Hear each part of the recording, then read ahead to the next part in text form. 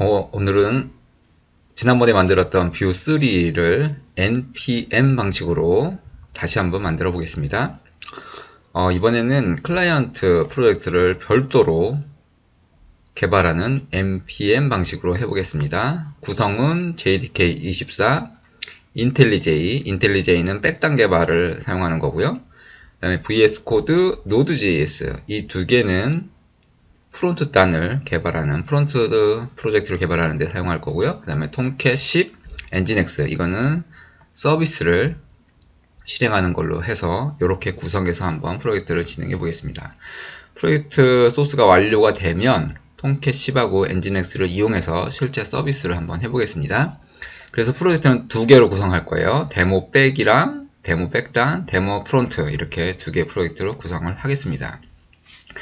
제가 말씀드린 이런 구성은 여러분들이 인터넷을 찾아서 구성을 해 보시고요. 제가 구성하는 방법은 인터넷에 워낙 잘 나와 있고 GPT나 제미나이를 통해서도 잘 알려주니까 그걸 보고 세팅을 하시면 되겠습니다. 그럼 백탄 구성부터 한번 해볼까요? 앞에서 했던 데모 프로젝트 기억나시죠? 그 프로젝트를 복사해가지고 데모 언더바 백으로 하나를 더 만드세요. 그대로 데모 백을 만드는 걸 가져다가 근데 저는 걔를 어떻게 만들었냐면 데모 백이 아니라 데모 2 백으로 만들었네요.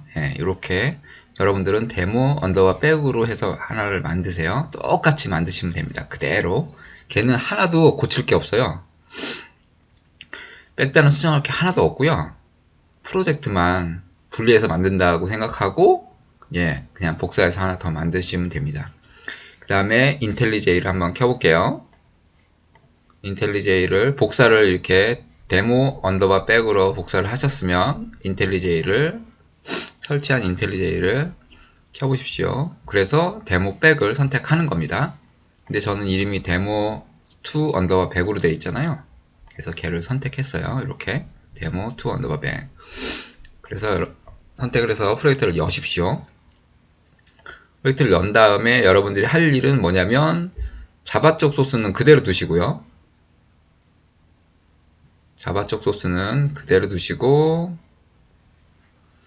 저희가 앞에서 했던 프론트 단 소스 있잖아요. 리소스, 스태틱 밑에 있던 것들 우리가 데모에서 했던 리소스 밑에 스태틱 밑에 있던 소스들은 다 지우십시오. 클라이언트 소스, 그러니까 프론트 단 소스는 다 지우시면 되겠습니다. 이 부분은 나중에 데모 프론트 단으로 옮겨질 거예요. 그러니까 지우셔도 될 거예요. 지금 보시면 저는 지웠어요. 지금 소스에 메인에 리소스 보시면 스태틱이 있는데 아무것도 없죠. 원래 있었던 프로퍼티, 스키마 SQL, 데이터 SQL 그대로 있고요. 자바 소스도 그대로 있습니다. 이렇게만 그대로 있고 스태틱 밑에 있던 3개 파일은 다 지웠어요. 이렇게 해서 프로젝트를 그냥 만들어 두십시오. 그리고 한번 실행해 볼까요? 자,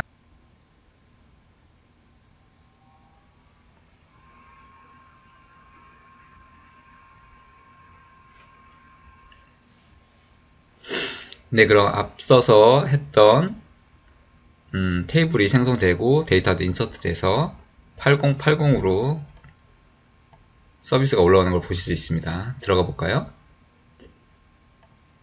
8080으로 들어가서 이렇게 화이트 페이지가 뜨면 정상적으로 이제는 백단은 서버 단은 구성이 된 겁니다. 이렇게 해서 구성을 해놓고 이제 그 다음에는 이제 프론트 단을 이제 만들어 볼게요. 먼저 Node.js를 설치를 했으니까 Node.js를 이용해서 npm으로 클라이언트 프로젝트를 한번 만들어 보겠습니다. 이거는 일단 VS 코드를 여러분들이 제가 설치하라고 하셨잖아요. 그래서 VS 코드를 먼저 실행을 하시면 VS 코드를 한번 실행하셔서 그쵸?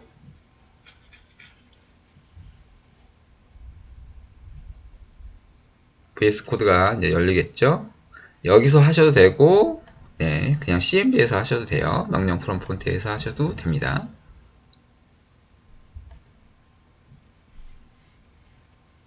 네, 여기서 하셔도 되고요. 지금은 프로젝트가 열려 있는데 일단 닫아보고요. 여기서 터미널을 열어서 여기서 하셔도 돼요.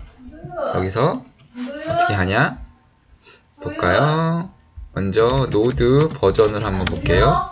노드 버전, 네, 이렇게 깔려있고 npm 버전 이렇게 돼 있죠. 이 상태에서 프로젝트를 npm으로 생성을 하는데 이 명령어를 갖고 생성을 하시면 됩니다. npm create view at latest 라고 치면은 어떻게 되냐면 npm create view at latest 라고 치면 되는 npm 프로젝트 뷰 프로젝트를 이게 뷰 3라고 보시면 돼요. 뷰 3 프로젝트를 만들어주는 그런 게 있습니다. OK, yes. 프로젝트 이름을 저는 일단 여러분은 뭐라고 하냐면 데모 프론트라고 하시면 돼요. 데모 언더바 프론트 보시면 데모 언더바 프론트, 저는 데모2 언더바 프론트라고 되어 있는데 여러분은 데모 언더바 프론트라고 해주시면 됩니다. 예를 들어서 해볼까요? 데모 언더바 프론트 이렇게 해주시고 타입스크립트로 할 거냐 일반 스크립트로 할 거냐 이렇게 이제는 선택하는 게 나오는데 저는 요새는 타입스크립트가 대세라고 해서 그걸로 선택을 하려 했습니다. 그래서 타입스크립트에 화살표로 왔다 갔다 하면 이렇게 움직이는데 타입스크립트에 위치해 두고 스페이스바를 딱 누르면 선택이 돼요. 그래서 엔터를 치시고 그 다음에 그냥 엔터 치시고 엔터 치시면 이렇게 프로젝트가 아마 생겼을 거예요. 프론트 프로젝트가 볼까요? 아, 이거는 유저 밑에 생겼네요. 해당 폴더 프로젝트 폴더 밑으로 가서 이걸 실행해야 돼요. 아우, 죄송합니다. 원래는 그렇게 했어야 되는데, 지금 어디 생겼냐면 얘가 유저에 생겼네요. 보시면 유저의 데모 프론트라고 생겼죠. 이렇게 생기는 거예요. 이렇게 생긴 후에, 만약에 여러분 프로젝트 폴더에 생겼겠죠. 저처럼. 이게, 제대로 프로젝트 폴더로 이동해서 했으면 아마 이 본인의 원하는 프로젝트 폴더에 생겼을 겁니다. 그런 후에 마지막으로 할 것은 노드 모드를 설치를 해야 돼요. 노드 모드. 얘는 해당 프로젝트 폴더 안으로 들어가서 npm install을 설치하면 돼요. 예를 들어서 지금은 유저에 있지만 여기서 cd하고 데모 하면 데모 프로젝트로 이동하잖아요. 여기서 npm install 이렇게 치면은 무엇이 설치가 되냐면 보시면 프론트 안에 들어가면 노드 모드를 보이시죠? 요거랑 이런 패키지 같은 것들이 보인다는 겁니다. 네, 그런 게 보여요. 지금 여러분들은 사용자, 저는 아니라 저는 여기다 깔았기 때문에 보시면 타입스크립트로 생겼고요. 여기서 npm 인스톨을 하면 아까 말씀드린 노드 모드를 하고 패키지, 제이슨 이런 게 생긴다는 겁니다. 그렇게 해서 만들어 주시면 될 것 같아요. 아이고, 요거는 일단 지울게요. 저는 이렇게 해서 만들어 주시면 되고요. 저는 연습한 프로젝트는 삭제를 하겠습니다. 삭제하고 여러분들 프로젝트 폴더에 만들어졌을 거예요. 이렇게 그러면 노드 모드하고 타입스크립트 콘피그 파일들하고 그 다음에 패키지, 제이슨 이런 것들이 생겼을 겁니다.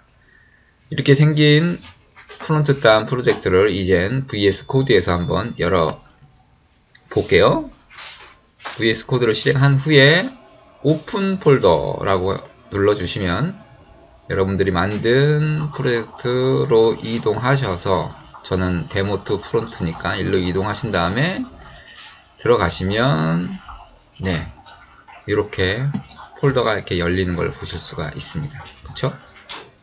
그 후에 하실 일은 뭐냐면 이제는 npm 방식으로 돼 있던 CDN 방식으로 돼 있던 소스를 npm 방식으로 이제 바꾸는 거예요.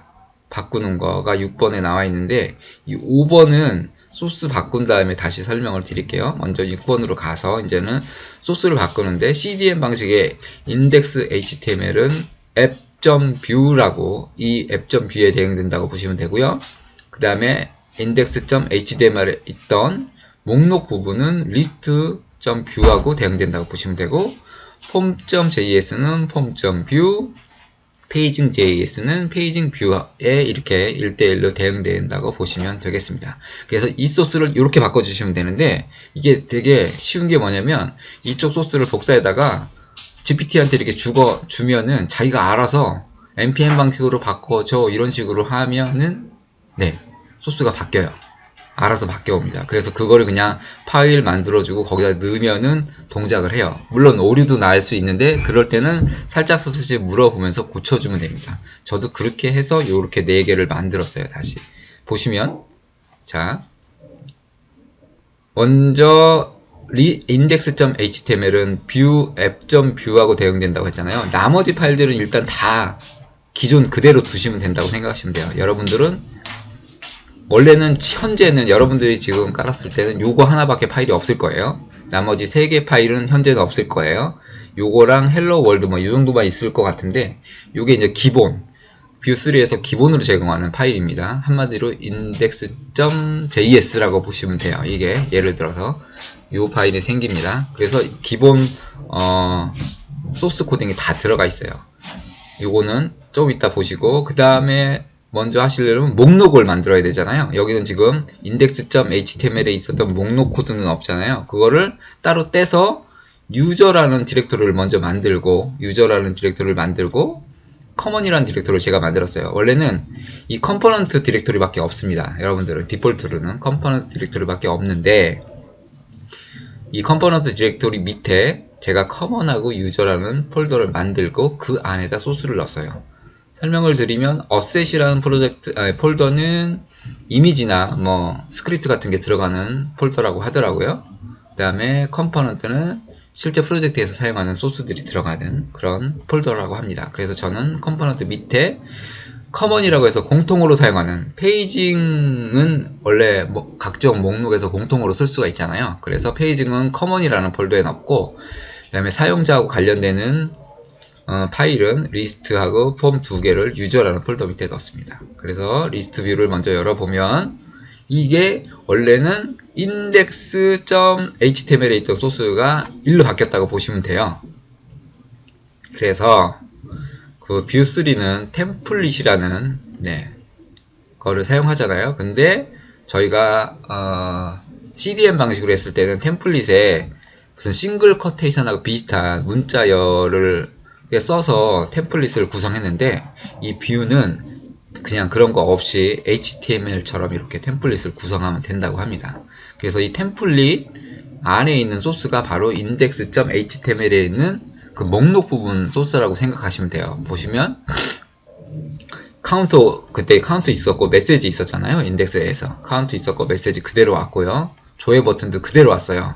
약간 디자인만 바뀌었다고 보시면 돼요. 그리고 테이블도 그대로 왔습니다. 지금 보시면 아이디, 이름, 이메일, 전화번호, 상세 그대로 왔고요. 그 안에 있던 소스도 그대로 왔어요. index.html에 있던 소스가 그대로 왔어요.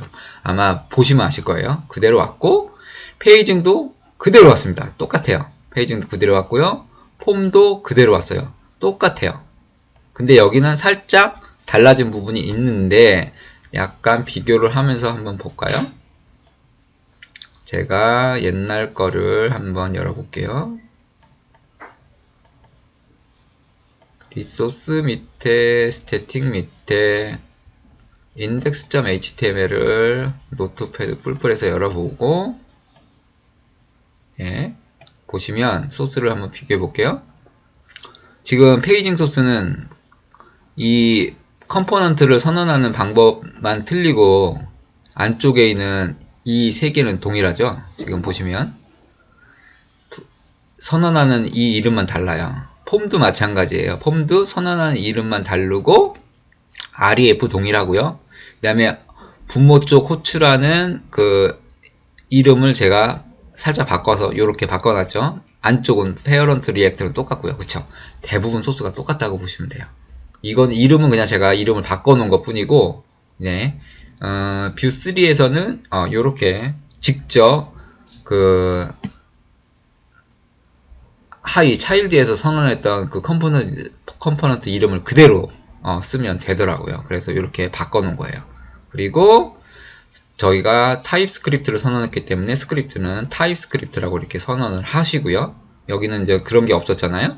선언을 하시고, 그 다음에 보시면 임포트가 조금 뷰3는 달라졌더라고요. 그래서 임포트 ref를 사용할 거고 onMounted를 사용할 거고요. 그 다음에 자식 두 개를 임포트를 할 건데 페이징 컴포넌트 이게 여기는 페이징 JS를 인클루드를 했는데 지금은 다 뷰로 바꿨잖아요. 그래서 임포트 페이징 컴포넌트 그 다음에 임포트 유저 폼 요 이름이 위에 그대로 썼다고 보시면 되는 거죠. 위에서 그쵸? 그리고 페이징은 커먼 폴더 밑에 있고 폼은 자기 폴더 밑에 있으니까 이렇게 경로를 맞춰서 임포트를 한 거예요.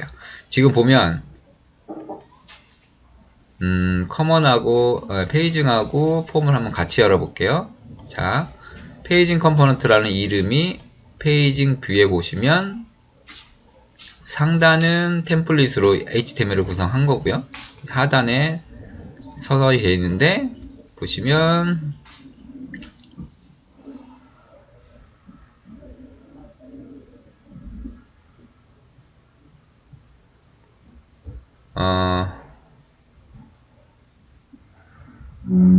여기는 페이징 컴포넌트라는 이름이 없어도 되는가 보네요.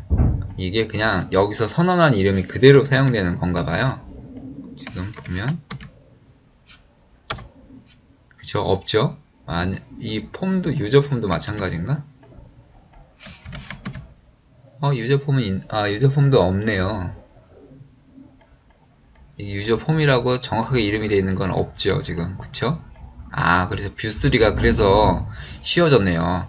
그 CDN 방식은 이름을 일치시켜줘야 되는데 여기서는 이름을 일치시켜주는 게 딱 이거예요. 요것만 있으면 이 이름을 쓰는 거예요. 그죠? 이 안쪽에 실제 파일이 어떻게 정의되어 있건 요 이름만 정확하게 쓰여져 있으면 되는 거네요. 그쵸? 그 다음에 npm 방식에서는 그 유저라고 우리가 이렇게 뿌려지는 이 데이터들을 유저라는 이 데이터를 인터페이스를 통해서 선언을 하면 부모에서도 쓸 수 있고 자식한테도 쓸 수가 있게 되더라고요. 그렇게 해서 부모한테도 쓰고 자식한테도 동시에 쓰게 하려면 이렇게 익스포트 인터페이스를 해놓으면 이 오브젝트를 양쪽에서 다 사용할 수가 있습니다. 그래서 유저라는 테이블에 그 내용을 이렇게 선언을 해서 익스포트 해 놓는 거고요. 그 다음에 이 부분은 인덱스 HTML에 있는 부분하고 거의 똑같다고 보시면 돼요. 여기 보이시죠? 똑같죠? 메시지 카운트 똑같아요. 똑같다고 보시면 되는데 마지막 하나만 좀 다른 게 있는 게 뭐냐면 이 유저가 여기는 그냥 배열로만 선언이 됐는데 여기는 앞에서 선언했던 인터페이스를 가져다가 배열로 선언한 모습 보이시죠? 이 부분이 좀 달라졌고 마이폼 여기서 마이폼은 자식 폼을 말하는 거였잖아요. 근데 마이폼이 널이라고 선언이 되어 있었는데 여기는 정확하게 저희가 타입스크립트라는 걸 썼기 때문에 정확하게 그거를 선언을 해줘요. 어떤 걸 썼냐? 아래 이 마이폼은 뭐냐? 유저폼. 이 유저폼을 그대로 썼다. 그거를 정확하게 명시해줘야지 오류가 안 나더라고요. 타입스크립트는. 그래서 이 문법은 공식인 것 같은데 이 유저폼을 사용했다. 이 부분을 잘 기억해 주시면 좋을 것 같아요. 그리고 나머지는 거의 대동소이합니다. 콘스트 패치 유저 똑같죠. 소스 거의 똑같다고 보시면 돼요. 그리고 onMounted도 똑같고요. 그 다음에 디테일 부분도 똑같아요. 똑같죠 지금. 똑같고 여기도 마찬가지로 예전에는 그냥 변수로만 선언했는데 타입스크립트는 이 변수가 뭐냐라고 정확하게 선언을 해야 돼요. 변수 타입을. 그래서 땡땡이 유저라고 이렇게 선언을 한 거고요. 그 다음에 서치가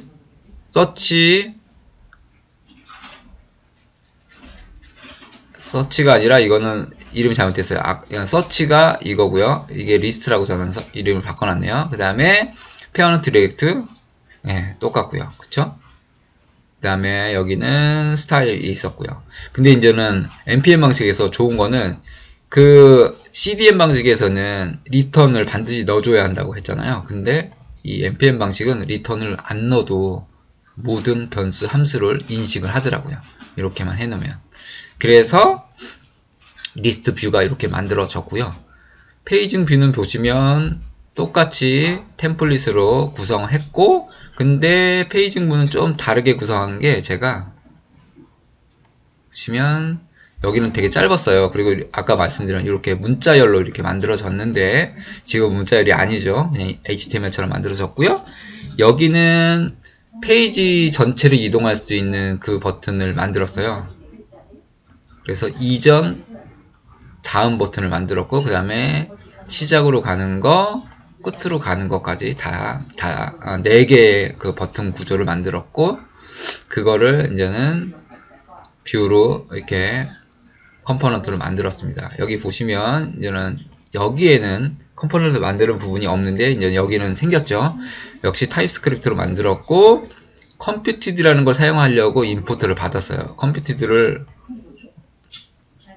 어디서 사용하냐면 보시면 여기 보이시죠? 컴퓨티드라고. 네.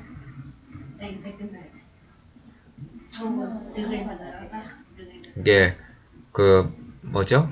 페이지를 구성하려고 만든 거예요. 그 GPT에 물어봤더니 제가 그냥 5개 페이지씩만 그려라, 이걸 넣고 싶다라고 물어봤더니 이렇게 만들면 된다고 소스를 알려주더라고요. 그래서 넣는 거예요. 이 컴퓨티드라는 거는 이가 변수가 바뀔 때, 이런 값이 바뀔 때 자동적으로 이 템플릿을 반영해라, 이런 뜻이거든요. 그렇게 함수가 작동하도록 되어 있어서 페이지 스텝을 5개, 그러니까 5개의 페이지 번호를 그려라, 한 번에 그릴 수 있는 건 5개다, 이런 걸 말하는 겁니다. 그 다음에 엔드 페이지라는 값이 바뀌었을 때, 이거는 스타트 페이지라는 값이 바뀌었을 때 다시 그려라, 엔드 페이지라는 값이 바뀌었을 때 다시 그려라.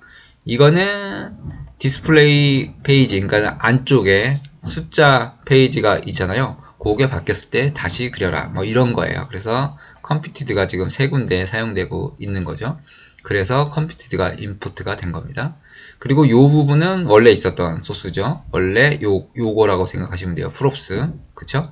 props가 이렇게 바뀌어서 define props라는 걸로 이렇게 정의가 되는데, 역시 타입스크립트라 형식을 정확하게 이렇게 써줘야 합니다. 이렇게 해서 약간은 복잡해 보이지만 페이징.뷰가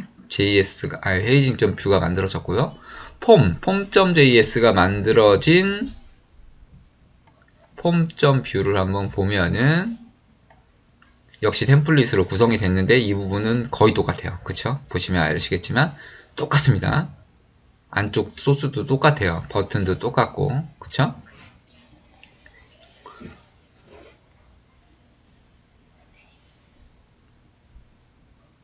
자, 여기서도 역시 타입스크립트로 구성이 되어 있고, 리액티브라는 것도 사용하기 때문에 임포트를 했는데, 이 리액티브는 뭐냐면 선언한 오브젝트의 변수를 바로 사용하려고 이 리액티브라는 거를 쓰더라고요. 아이고. 여기서는 그런 거 없이, 여기도 썼네요. 리액티브. 그쵸? 여기도 리액티브를 썼었네요. 이거하고 똑같다고 보시면 돼요. 컨스트 리액티브를 쓰는데 여기서는 이렇게 임포트를 해줘야 쓸 수 있다는 거고, 앞에서 말씀드린 익스포트한 인터페이스 유저를 자식이 똑같이 사용할 수 있다고 했잖아요. 그래서 그걸 사용하려고 이렇게 이 부분 이렇게 리스트 뷰에 있는 유저를 임포트를 한 거고, 걔를 나중에 그대로 쓸 거예요. 어떻게 쓰냐면 이렇게 상세 조회할 때 get 유저를 불렀잖아요. 저희가 보시면 get 유저에서 유저를 던졌는데 이 유저가 유저였잖아요. 그거를 자식한테서 쓰려면 똑같이 get를 써야 돼요. 타입을 정의해 줘야 돼요. 그래서 그 개를 쓰기 위해서 유저를 이렇게 임포트를 한 거고요. 그 다음에 나머지 소스는 똑같습니다. 세이브 소스도 똑같을 거고요. 거의 똑같을 거예요. 보시면 서브밋을 제가 이제는 똑같이, 이거는 소스가 좀 긴데 좀 짧게 줄인 거니까 똑같다고 보시면 되고요. 그쵸? 서브밋, 그 다음에 상세, 딜리트도 똑같습니다. 딜리트도 다를 게 하나도 없어요.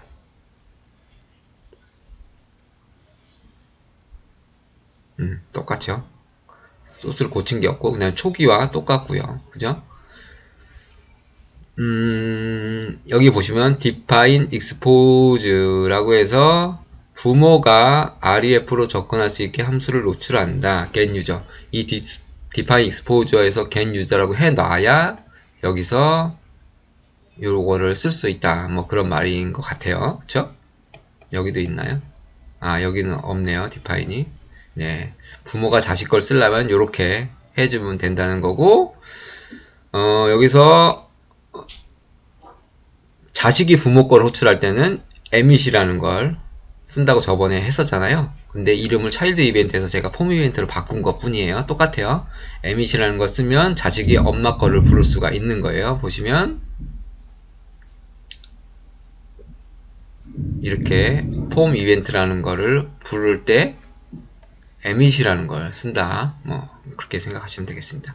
이렇게 해서 만들어 놓고 그 다음에 앱.뷰에 가서 저는 상단에 샘플로 있었던 거를 지금 안 보이게 디스플레이 넌으로 바꿔놨고 유저 리스트를 그냥 추가한 것밖에 없습니다. 소스는 딱 요거 하나예요. 요거 수정했고 요거 한 거. 그 다음에 헬로 월드는 원래 샘플로 들어왔던 건 안 쓰려고 막아놨고요. 그 다음에 리스트 뷰만 처음에는 들어오면 되니까 걔만 임포트를 했다고 보시면 돼요. 유저 리스트 임포트 했고 걔를 사용하기 위해서 이렇게 넣었다. 딱 요거밖에 없습니다. 이렇게 해가지고 얘를 런을 할 때는 어떻게 하냐? 소스가 완료가 되면 npm run dev 이러면 실행이 되는데요. 이거 하기에 앞서 하나 보시면 패키지 제이슨에 가서 보시면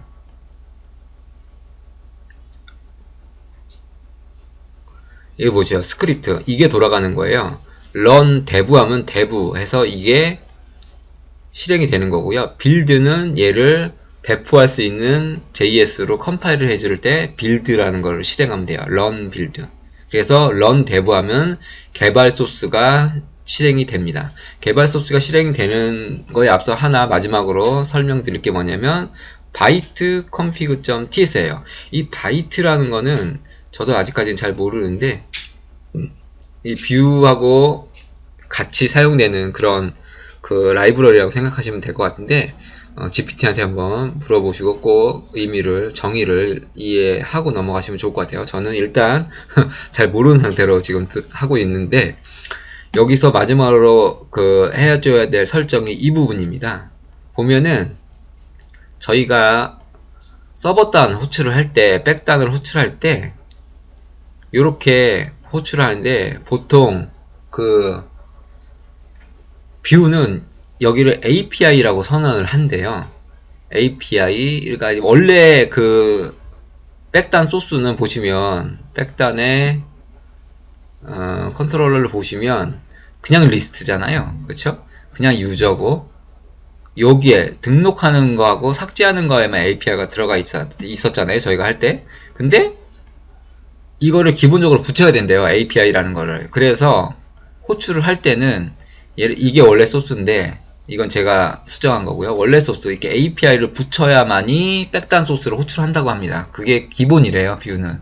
그래서 API라고 여기서 원래는 여기가 API가 되는 거죠. API를 붙여서 API 슬래시 리스트라고 붙이면은 요게 타면서 API를 걷어낸대요. 이 소스로 리플레이스를 해서 API를 제거하고 전달하면 됩니다. 그게 이제는 뷰의 특성이래요. 근데 지금 제가 여기도 API가 있고 여기도 API가 있는 게 좀 이상해서 저는 그냥 백이라는 걸로 붙였어요. 백단을 호출한다 이라는 의미로. 그래서 백이라고 썼고 예를 들어서 폼에도 다 백이라고 붙어 있을 거예요. 이렇게 보시면 백이라고 붙어 있죠. 여러분들은 API라고 해도 됩니다. 기본으로 그냥 하셔도 돼요. 기본으로 API라고 할 때는 이 위에 거 주석된 걸 푸시고 얘를 지우시면 되죠. 저는 백을 쓰려고 이렇게 한 거고 서버단에 로컬호스트 8080을 부를 거고 백이 오면 백을 지우고 전달해라 이렇게 해서 이 config ts를 설정을 한 다음에 이 run dev를 실행을 하면요 서비스가 이제 올라올 거예요.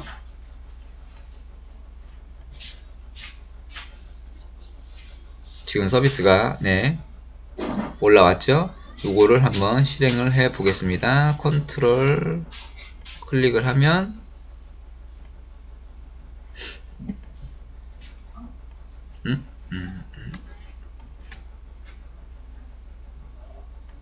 네, 지금 보이시나요? 이렇게 실행이 된 거예요. 지금 이 백단은 보시면 소스를 지워볼게요. 백단은 조회를 한번 눌러볼게요. 클릭하면은 백단은 얘가 탄 거고요. 그죠? 그 다음에 프론트 단은 여기서 실행이 된 거라고 보시면 되겠습니다. 자, 그래서 페이지를 넘겨 볼게요. 넘기고 이 다음은 원래는 한 페이지씩 이동하는 소스였는데 지금은 제가 페이지 전체를 이동하는 걸로 바꿨다고 그랬잖아요. 다음을 누르면 5페이지씩 이동하는 거 보이시죠? 네, 그겁니다. 그 다음에 페이지 시작 끝 되는 거 보이고, 똑같이 상세를 누르면 상세에 바뀌는 거 보이시죠? 똑같습니다. 기능은 똑같아요. 처음에 만들었던 거랑 똑같고요. 자, 여기서 초기화하고 추가를 한번 해보면 추가가 된 거 보이시죠? 그 다음에 상세 눌러서 수정도 해보겠습니다. 수정됐죠? 그 다음에 삭제도 해볼게요. 삭제됐죠? 그쵸? 똑같습니다. 그래서 이렇게 만들었으면 완료가 된 거예요. 자, 이렇게 완료가 된 거를 이제는 실제 서비스로 한번 해볼게요. 지금 보면 얘만 살려놓을까요? 잠깐만 살려놓고 얘를 죽여볼게요. 그쵸? 죽었죠? 그러면 잘 돌아가는 게 어떻게 될까요? 네, 데이터를 가져오는데 실패했습니다. 서버 단이 안 들고 있으니까 이렇게 뜬 거예요. 그렇죠? 자, 이제 이거를 실제 서비스 해보는 걸로 이제 바꿔보겠습니다. 자, 여기까지 완료가 됐으면 여러분들은 이제 서비스를 할 건데 npm run 빌드를 통해서 이제는 먼저 프론트 단 소스를 빌드를 해볼게요. npm run build 이렇게 하면 빌드가 되면서 이 빌드된 소스는 어디 들어오냐? 디스트 폴더로 들어옵니다. 디스트 폴더에 들어와요, 여러분. 디스트 폴더에 이렇게 들어오신다고 보시면 돼요.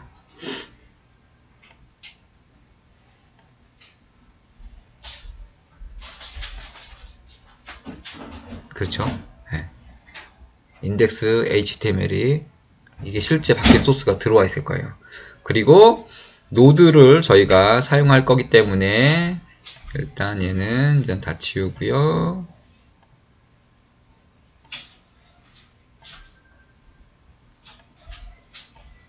노드를 사용할 거기 때문에 노드 설치된 걸, 저는 지금 노드가 아니라 엔진엑스를 이용할 거기 때문에 엔진엑스를 C에다 깔았는데 엔진엑스에서 콤프를 한번 수정해 보도록 하겠습니다. nginx.conf 보시면 나머지는 다 똑같아요. 수정할 게 없고 요게 기본으로 들어와 있을 거고요. 여러분들이 하실 거는 이 부분하고 밑에 부분인데 로케이션 슬래시 이 부분은 기본으로 되어 있을 거고 루트를 바꿔주시면 돼요. 지금 여러분들이 만드신 프로젝트 폴더, 그 다음에 프로젝트명, 그 밑에 디스트 폴더까지만 이렇게 루트 요거를 정해 주시면 돼요. 그리고 처음에 열릴 페이지 이름 이렇게 써주시면 되고, 파일이 없을 경우에, 아무 파일이 없을 경우에 오류가 안 나기 위해서 index.html 열어라 뭐 이런 게 있는데 요 세 가지 아마 기본으로 돼 있는 부분, 요 두 개는 기본으로 들어와 있을 수도 있어요. nginx 콤프에 요거 그 세 개는 다 들어와 있는데 위치만 바꿔주시면 된다는 것이고요.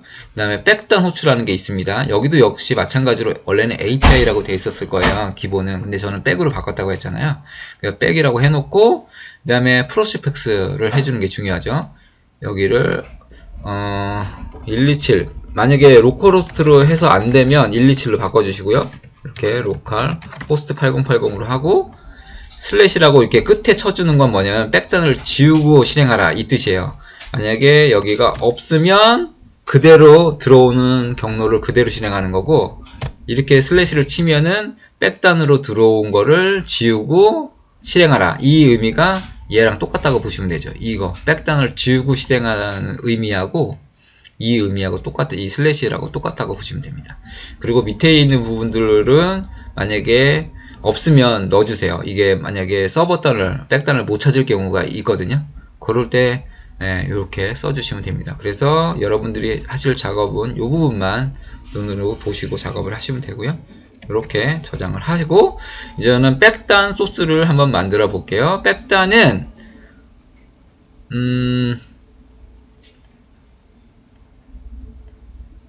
빌드 폴더에서 이제 만드는 건데 보시면 제가 만들어 놨어요. 얘는 뭐냐면 와르로 일단 처음에 만들어 볼게요. 와르하고 자르. 지금 얘 주석 처리돼 여러분들은 없을 텐데 이 부분이 있을 수도 있구나. 없을 수도 없고 없을 수 있는데 제가 소스를 말아놨으면 있을 거고요.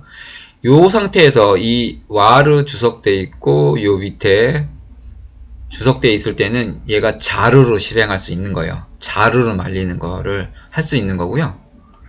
이렇게 하고 이거를 풀고 그 다음에 이거 눌러서 임포트 하고요. 그 다음에 여기서 얘를 주석을 하고 이게 원래 소스였거든요. 원래 주석을 하고 와르로 마른 거를 하기 위해서는 이 스프링 이니셜라이저가 있어야 된다고 하더라고요. 그래서 걔를 이렇게 해 놓고 이게 실행이 되는지 한번 볼게요. 아까는 이게 오류가 났었는데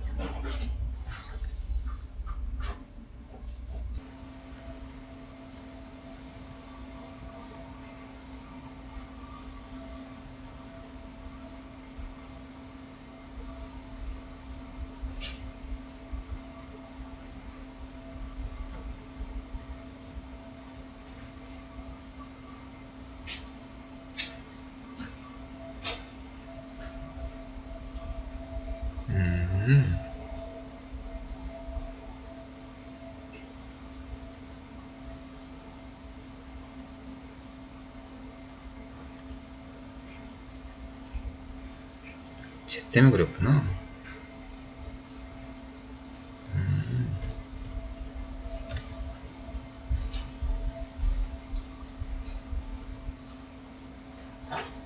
그러네.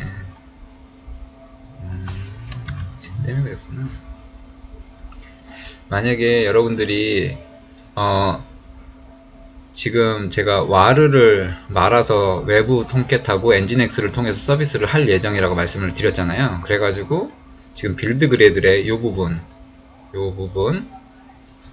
프로바이드 런타임 시에만 외장 통캣을 써라 이 부분하고 아이디 와르를 추가를 했어요. 이걸 추가를 해서 이제 와르 배포를 하려면 데모 어플리케이션을 바꿔줘야 되는데 이게 원래는 디폴트였는데 요거를 익스텐드 스프링 부트 서블릿 이니셜라이저로 상속을 받아서 해야 되거든요. 그럼 보시면 얘를 상속받고 이 메인 부분은 동일하고 상단에 요게 하나가 추가된 걸 보실 수가 있어요. 이렇게 해놓고 서비스를 돌렸더니만 오류가 계속 나는 거예요. 보시면 오류가 나는데 그 오류를 방지하는 방법이 뭐냐면 설정에서 이게 바뀌어 있었네요. 제가 이거를 인텔리라고 해놨더니 오류가 났어요. 이 부분을 그래드로 바꿨더니 실행을 해도 오류가 안 나네요. 이렇게 작업을 해주시면 되고 다시 한번 빌드를 해볼게요. 실행은 잘 되니까 이렇게 그래들로 설정해서 빌드 부분을 그래들로 바꿔놓고 이렇게 실행을 하면 서비스가 아주 잘 올라옵니다. 서비스가 오류가 안 나고 잘 올라와요. 보시면 아시겠지만 자 보세요.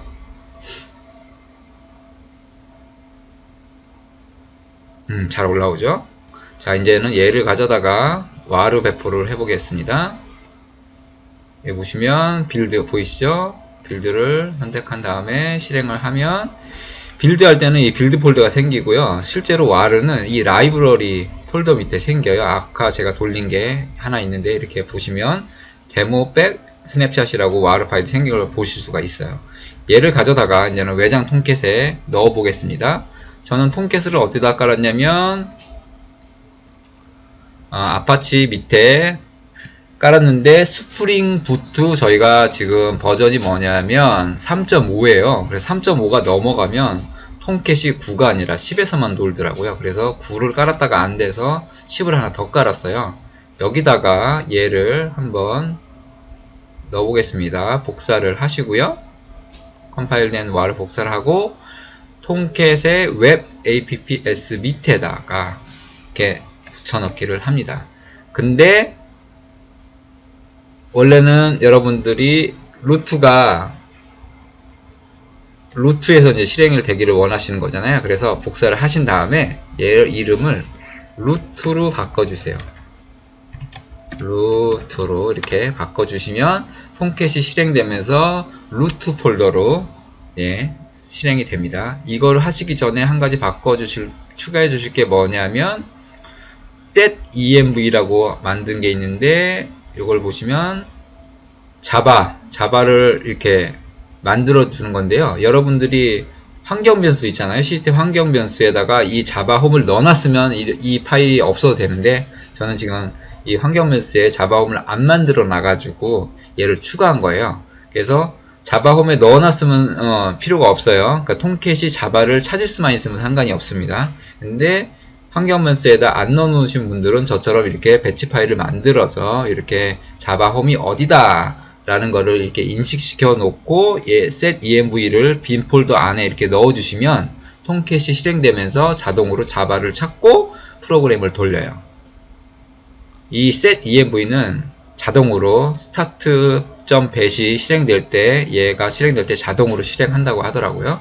자, 그래서 한번 돌려보겠습니다. 서버 다운을 먼저 돌려볼게요. cd 땡땡 cd 땡땡 cd 아파치 밑에 저는 해놨으니까 dir 치면 cd 10에 제가 넣어놨죠.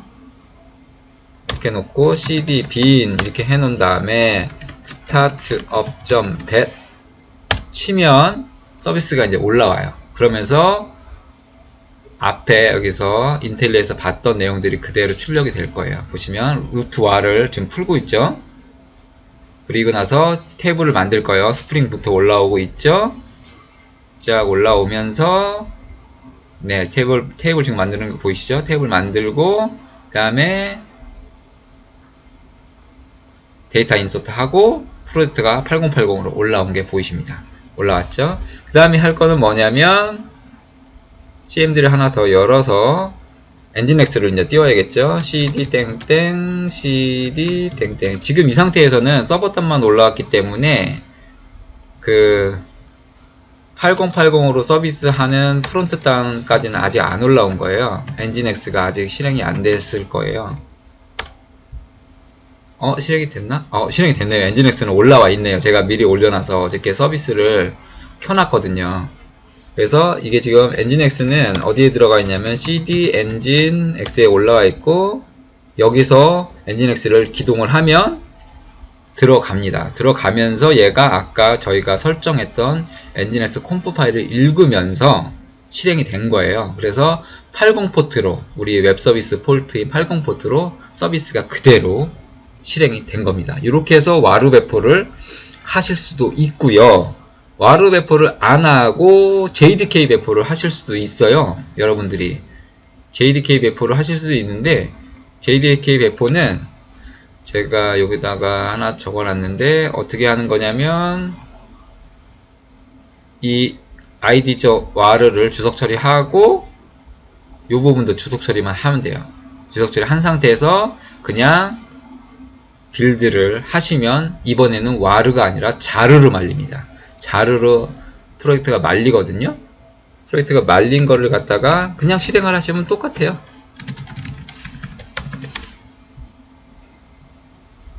이거를 이쪽에다 옮겨 놔야겠네요. 네, 똑같습니다. 제가 이 부분도 넣어놨나요? 여기다가? 안 넣어놨네요. 이거 같이 넣어놓을게요. 지금 보시면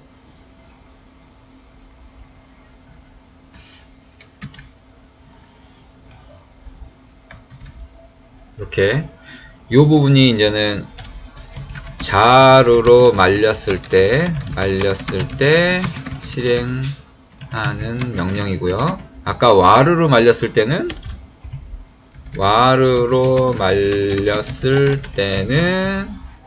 톰캣의 웹 apps 밑에 var를 복사하고 이거를 root.var로 리네임을 했죠. 리네임 후 톰캣 기동 하라고 제가 말씀드렸어요. var로 할 때는. 그쵸? 보시면 아파치의 웹 APS 밑에 var를 놓고 var를 root.var로 바꾼 다음에 그쵸? 기동을 하면은 그쵸? 이게 var 배포가 되는 거고요. 그 다음에 자 배포는 똑같습니다. 자 배포 아까 말씀드린 것처럼 이 두 개를 주석 처리 와 배포시 요거하고 위에 와를 주석 처리한 다음에 빌드를 하면 자르가 떨어진다고 말씀을 드렸잖아요.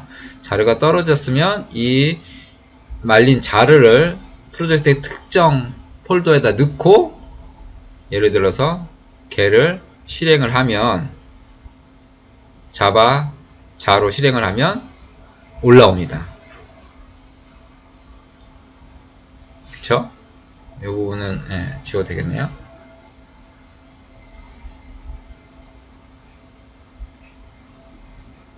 이 부분도 아마 못 찾았을 때 일어나는 거라서 이 부분 지우고 요거는 어느 부분이냐면 요거는 엔진엑스 콤프죠. 엔진엑스 콤프 설정이네요. 여기서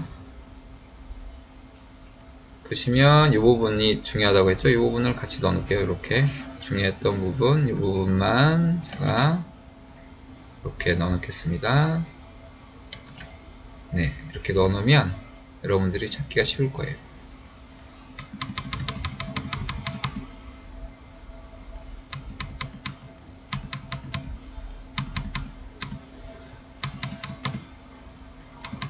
이렇게 해놓고 프로젝트를 돌리면은 앞에서 돌아갔던 거랑 똑같이 제가 지웠나요? 여기 있네요. 네, 똑같이 동작을 합니다. 그래서 페이지 이동하는 거 보이시죠? 그 다음에 전체 페이지 이동하는 거 보이고 끝으로 갔다가 처음으로 갔다가 등록 되는 거 보이시고요. 수정 보이시고요. 삭제 보이시죠? 그 다음에 누른 다음에 초기화도 되고요. 그쵸? 다 되는 거를 확인할 수 있습니다. 이렇게 해서 이번에는 npm 프로젝트를 만들었는데 지난번 프로젝트보다는 조금 이뻐졌어요. 이 이뻐진 것도 GPT가 알아서 이렇게 제미나이가 알아서 해주더라고요. 그래서 자동으로 이뻐졌습니다. 똑같은 소스인데 처음에는 CDN 방식으로 만들었고 두 번째 오늘은 뷰3의 기본 방식인 npm 방식으로 해서 백단과 프로젝트 단을 분리해서 만드는 것을 학습을 해 보았습니다. 네, 이상으로 마치고요. 다음번 시간에는 이 npm 방식의 뷰3를 최신 리액트 18 버전으로 한번 바꿔서 프로젝트를 만드는 걸 한번 진행해 보려고 합니다. 네, 다음 시간에 뵙겠습니다. 감사합니다.